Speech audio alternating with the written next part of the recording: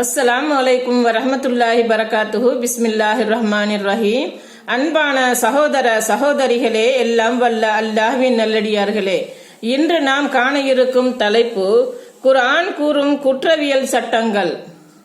இன்றைய உலகில் நாளுக்கு நாள் கொலை, கொள்ளை, கற்பழிப்பு போன்ற பல வகையான தவறுகள் பெருகிக் கொண்டே செல்கின்றன. ஒரு நாட்டின் அரசாங்கம் எத்தகைய சட்டங்களை கொண்டு வந்தாலும் இவை குறைந்தபாடில்லை. இதற்கு காரணங்கள் 2 உள்ளன.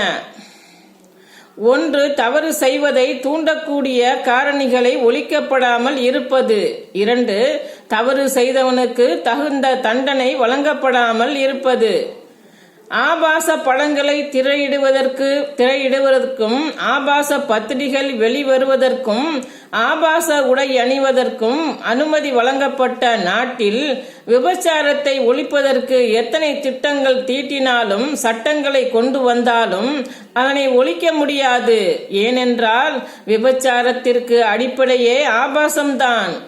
இவற்றை இல்லாமல் ஆக்கினால்தான் இந்த தீமை சட்டங்களால் கட்டுப்படுத்த முடியும்.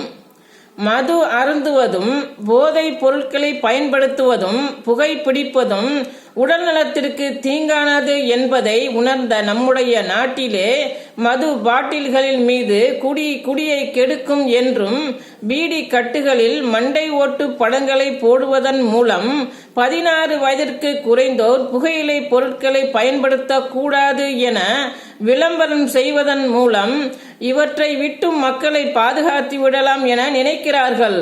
ஆனால் இவற்றை கடைகளில் வைத்து வியாபாரம் செய்வதற்கு அனுமதி அளித்த பிறகு இவற்றை விட்டு மக்களை பாதுகாக்க விளம்பரம் செய்வது ஒரு பொருளை சாக்கடைக்குள் வைத்துக் கொண்டே அதன் நாற்றத்தை போக்க முயல்வதை போன்றதாகும்.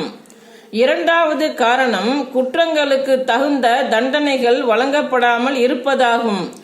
இதனால் தான் தவறு செய்பவன் மேல்மேலும் தவறு செய்ய தூண்டப்படுகிறான். அஸ்ஸலாமு அலைக்கும் வரஹ்மத்துல்லாஹி வரகாத்துஹு.